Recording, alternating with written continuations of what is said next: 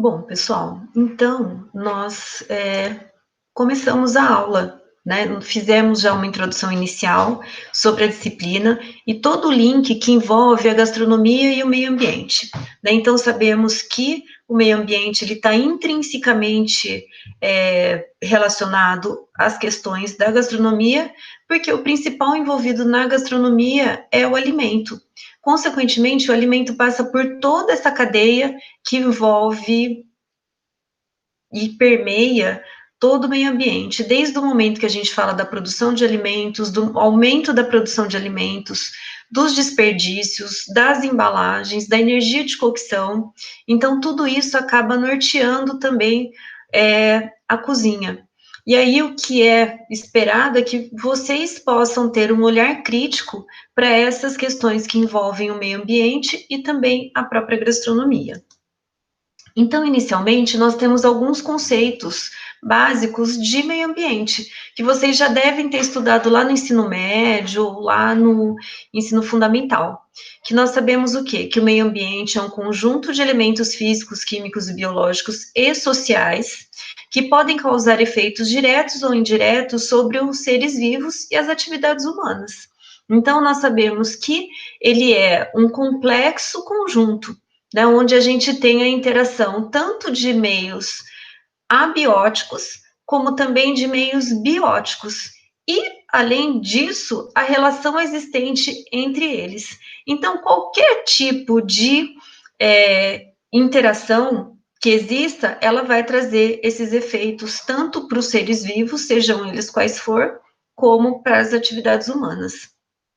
Então, é composto por vegetação, animais, micro-organismos, solos, rochas e atmosfera, que é aquilo que eu comentei com vocês, uma parte biótica, que possui vida, que entra aí a parte de vegetação, animais e micro-organismos, e a abiótica, que entra a parte física, vamos dizer assim, que são as rochas, a atmosfera, o solo, a água, né, que embora tenha vida neles, eles são parte física e química, né?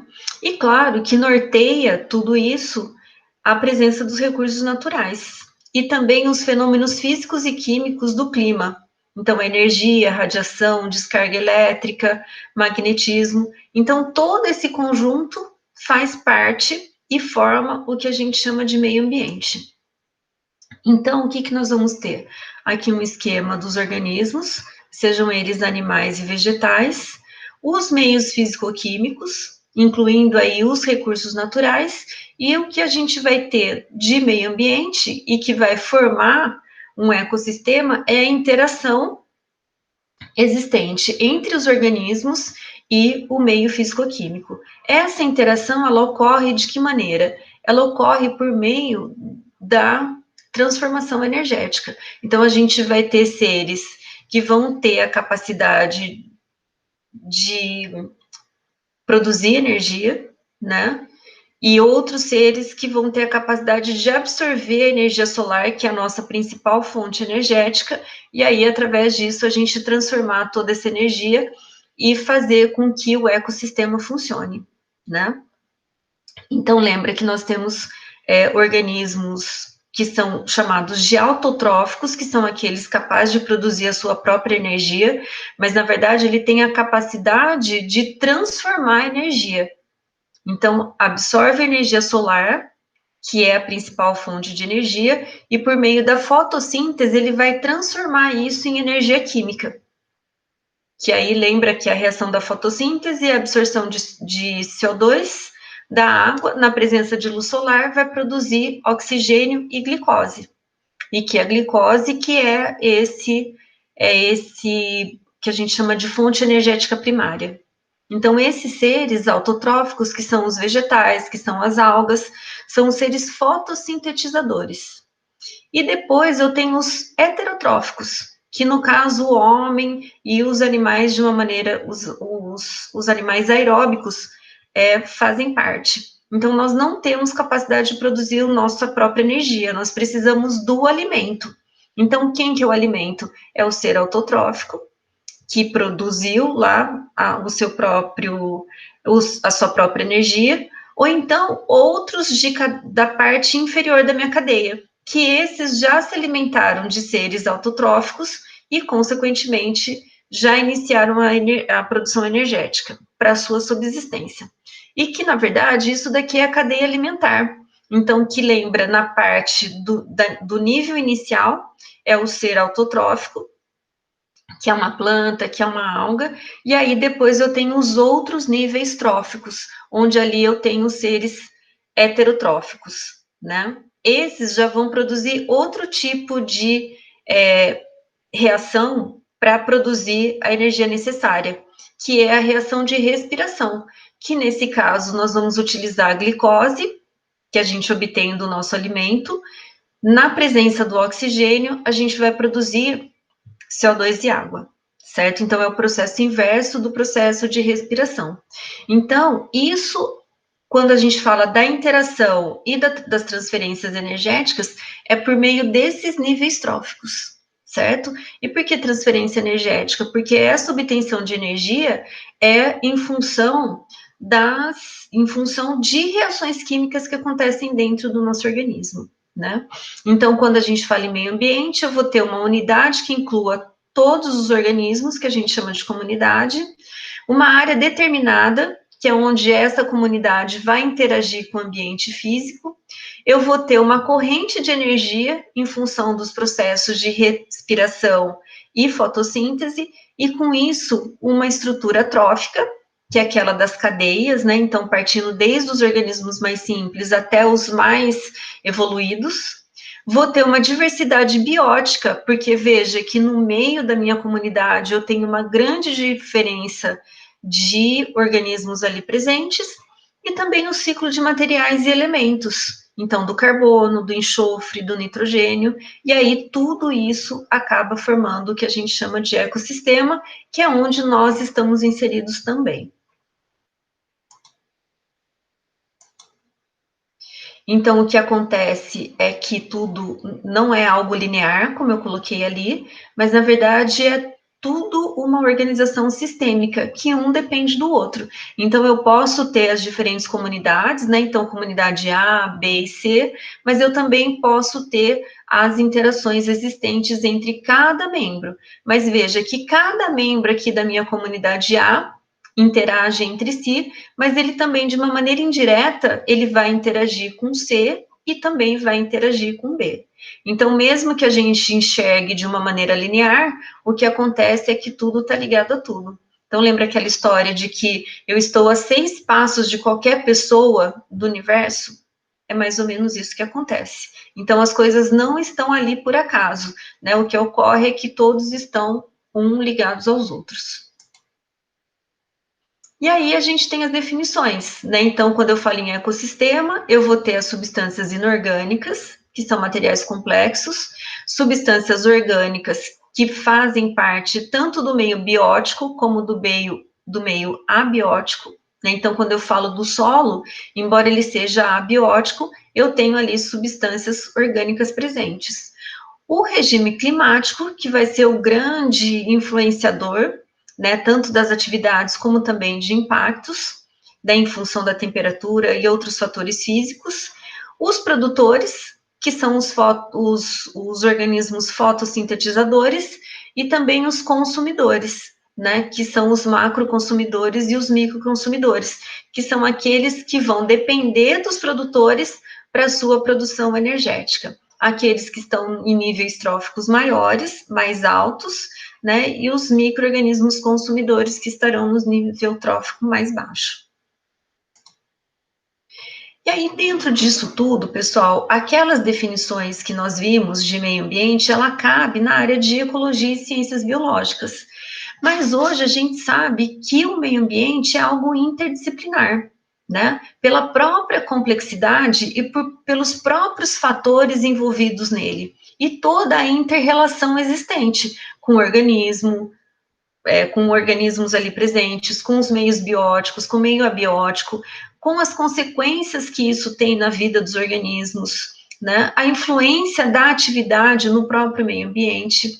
Então, com isso, pessoal, hoje, quando a gente fala em meio ambiente, a gente fala que ele é uma ciência ambiental, Por quê? Porque eu tenho muitos aspectos envolvidos nisso. Então, a gente fala que é uma ciência interdisciplinar que estuda como a natureza funciona e como as coisas na natureza estão interrelacionadas.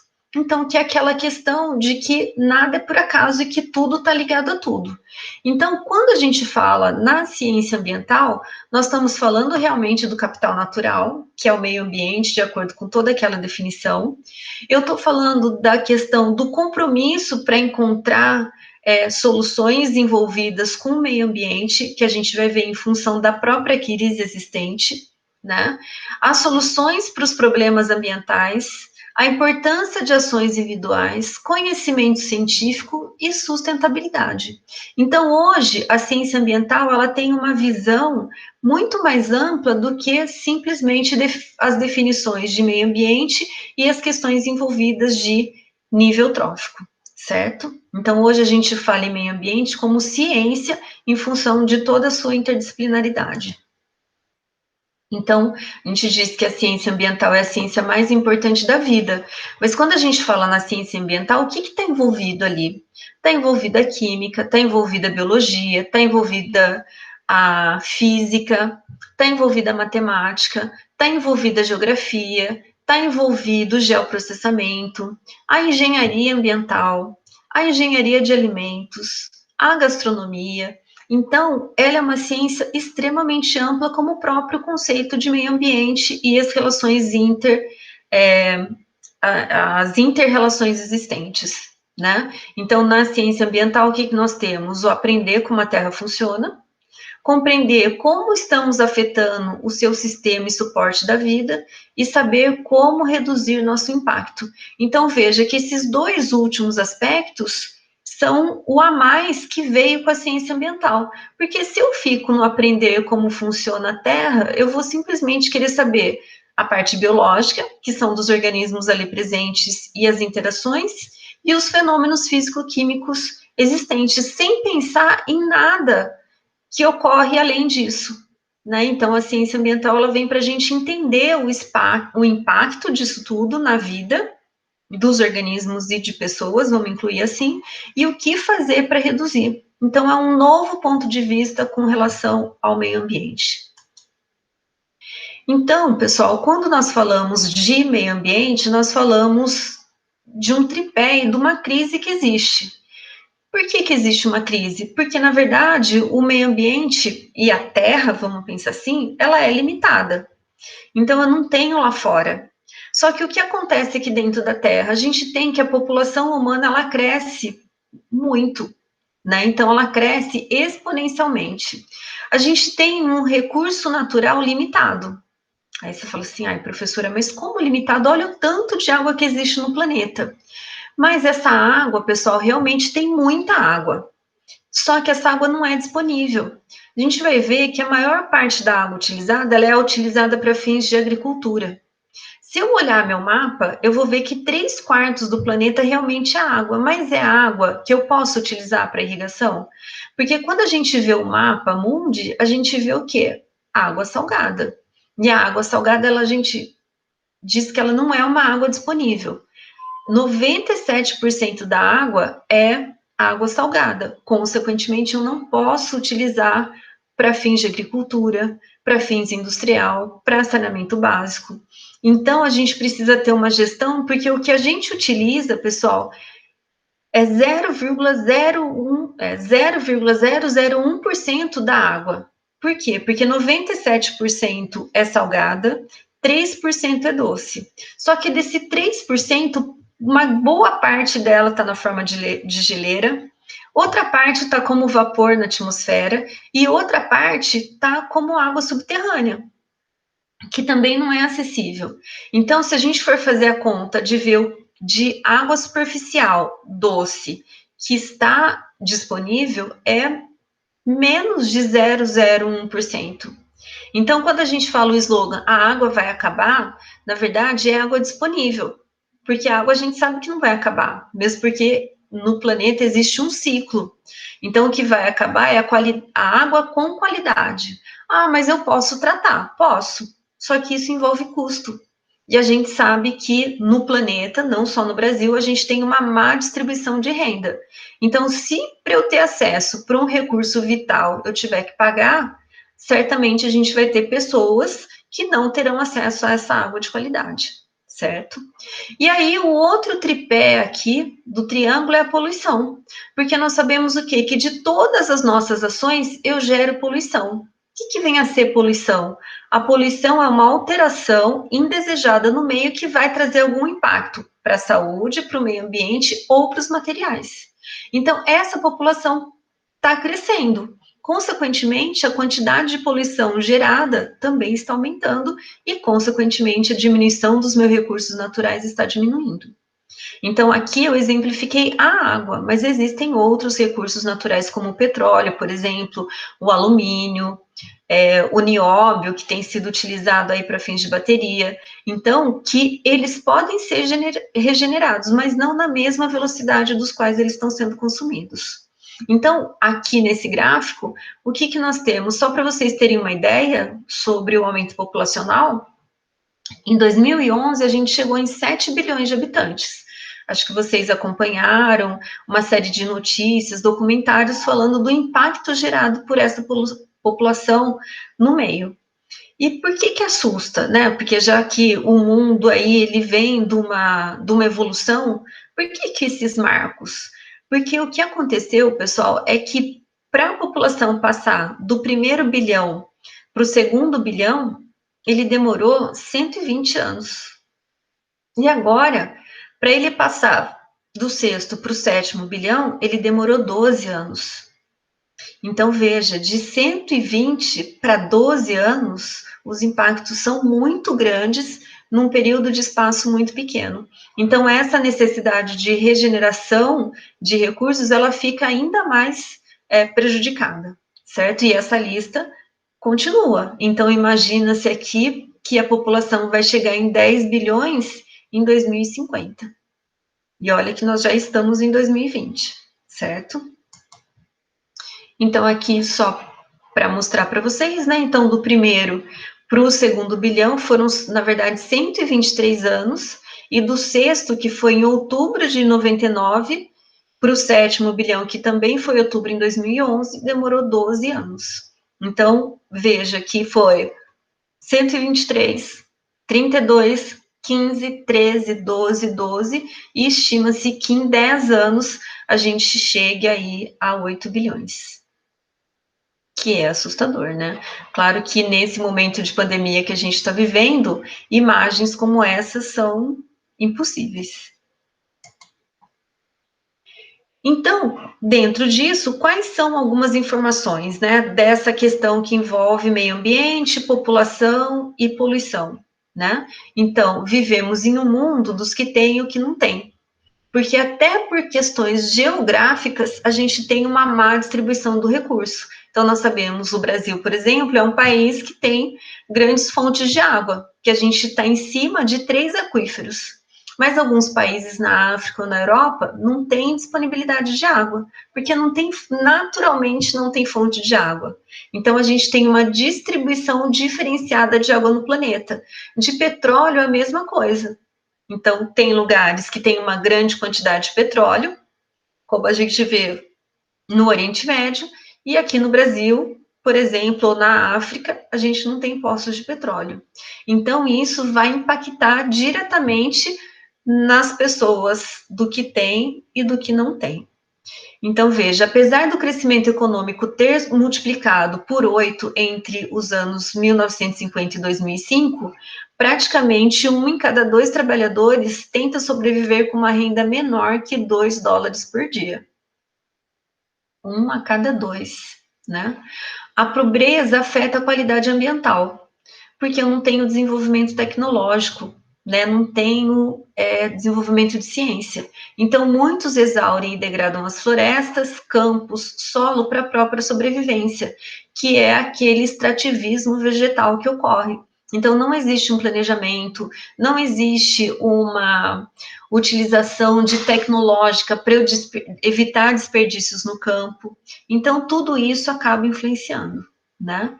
E claro que existe uma preocupação, né, que essa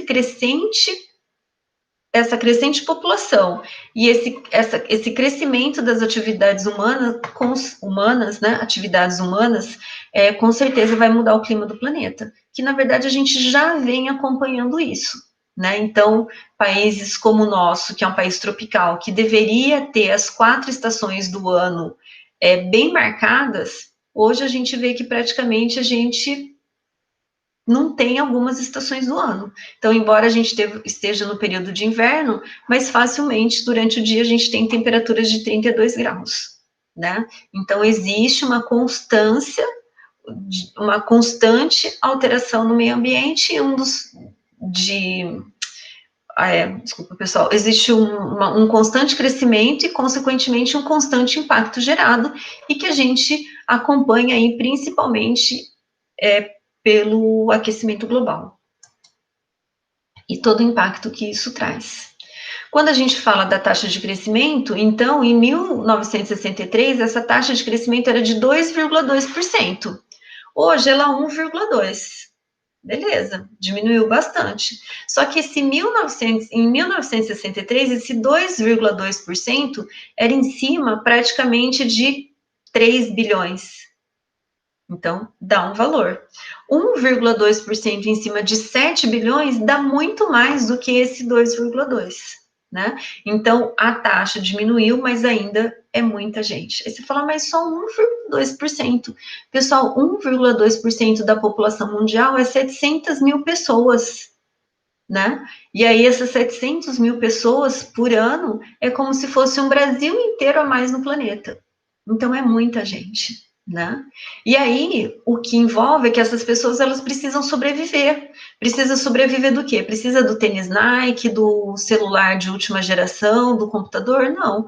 Essas pessoas, elas precisam de alimento. É a única coisa que precisa para sobrevivência. Na verdade, precisa de alimento e de água, né?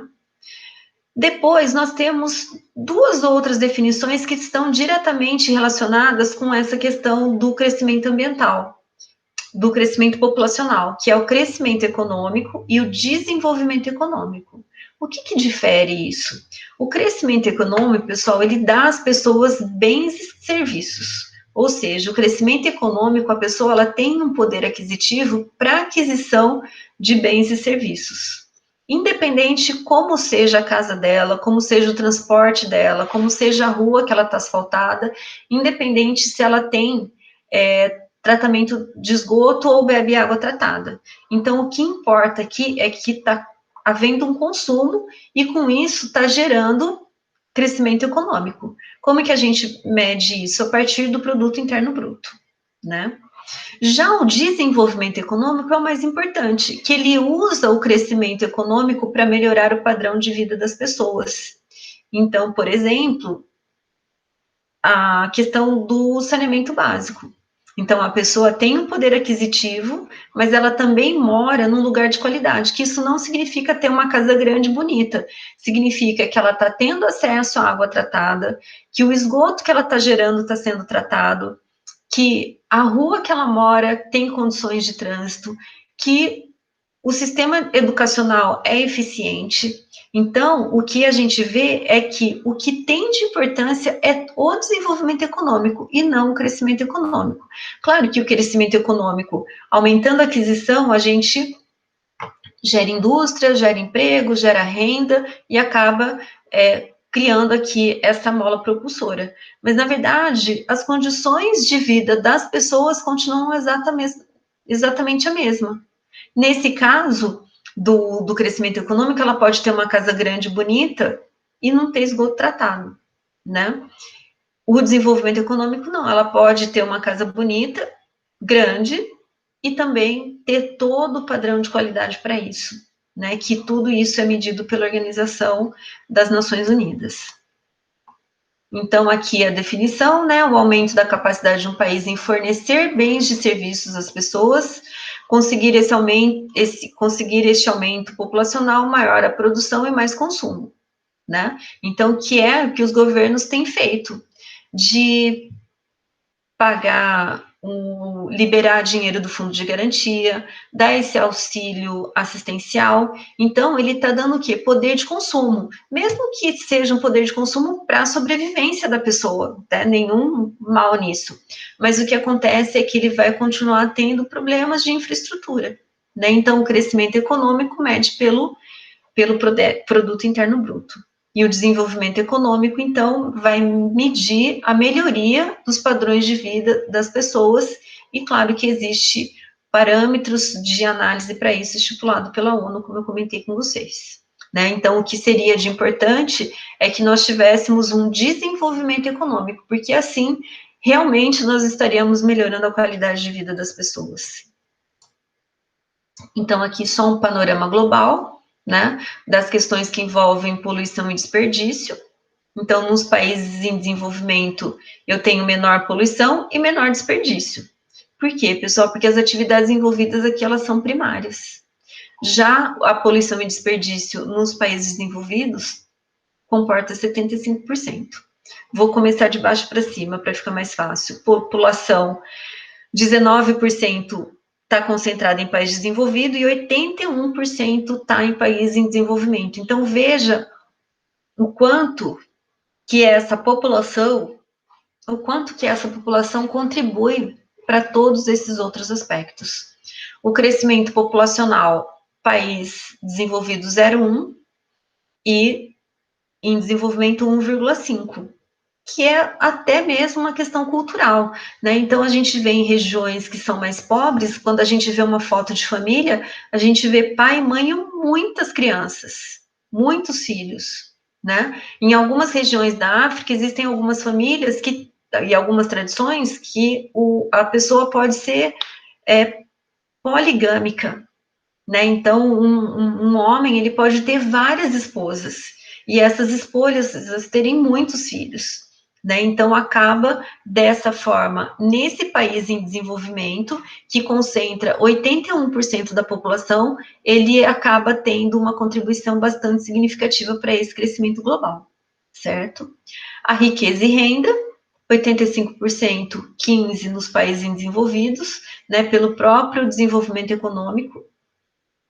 Uso de recursos naturais, 88% e 12% nos países em desenvolvimento, pelo próprio desenvolvimento industrial existente também, e, consequentemente, se ele gera mais riqueza, está produzindo bens de consumo, se ele utiliza uma maior quantidade de recursos naturais, consequentemente, vai contribuir muito mais para as questões que envolvem a poluição e o desperdício. E aí, pessoal, tem esse vídeo que está disponível lá no Aprender, que ele fala a história das coisas, né? Que como essa questão do consumo, ele impacta o meio ambiente e envolve também questões sociais. O link está disponível no Aprender, e aí eu encerro essa aula e continuo com a parte 2. Até daqui a pouquinho.